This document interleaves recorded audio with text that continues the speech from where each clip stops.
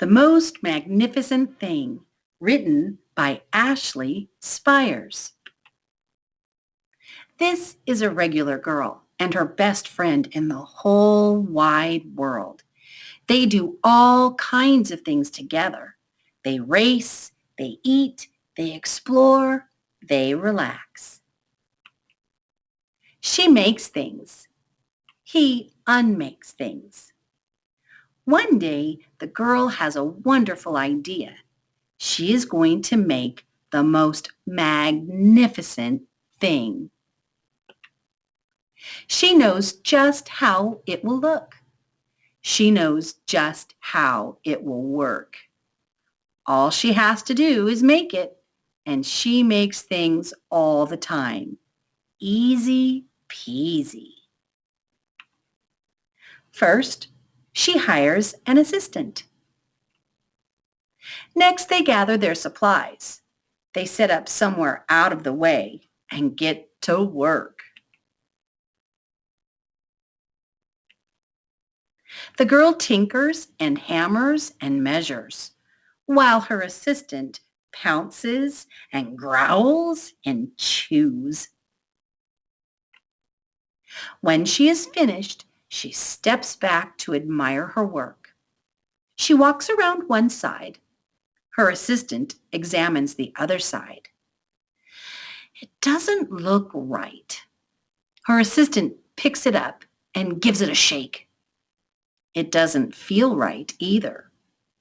They are shocked to discover that the thing isn't magnificent or good. It isn't even kind of sort of okay. It is all wrong. The girl tosses it aside and gives it another go. She smooths and wrenches and fiddles. Her assistant circles and tugs and wags. When she is finished, she stands up and takes a long look at it. Her assistant gives it a nudge with his paw. The thing is still wrong. She decides to try again.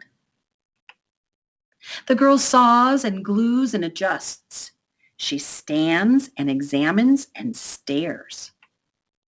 She twists and tweaks and fastens. She fixes and straightens and studies. She tries all different ways to make it better. She makes it square. She makes it round. She gives it legs. She adds antenna. She makes it fuzzy.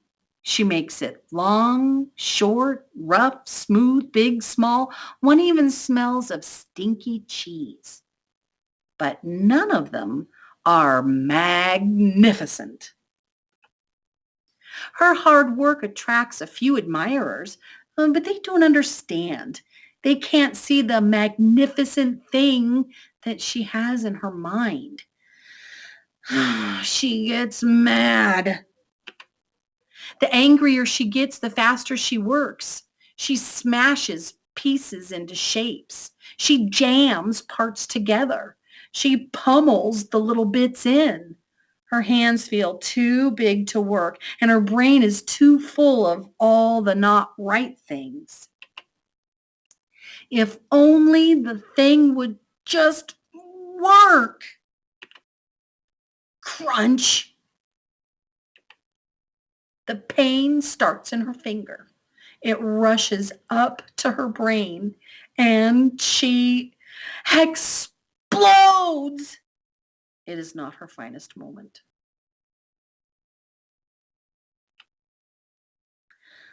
I'm no good at this. I quit. Her assistant suggests a walk. It's not much help at first. But before long, she starts to feel different. Bit by bit, the mad gets pushed out of her head. As they stroll along, she comes across the first wrong thing she made. The bad feelings are about to start all over again. Then she notices something surprising. There are some parts of the wrong things that are really quite right. The bolts on one, the shape of another, the wheel to seat ratio of the next. There are all sorts of parts that she likes. By the time she reaches the end of the trail, she finally knows how to make the thing magnificent. She gets to work. She works carefully and slowly, tinkering, hammering, twisting, fiddling, gluing, painting. Her assistant makes sure there are no distractions. This one's all wet. This will stop that leak. This is the perfect thing to ward off bears. The afternoon fades into evening. Finally, she finishes. She alerts her assistant. The pair take a good long look.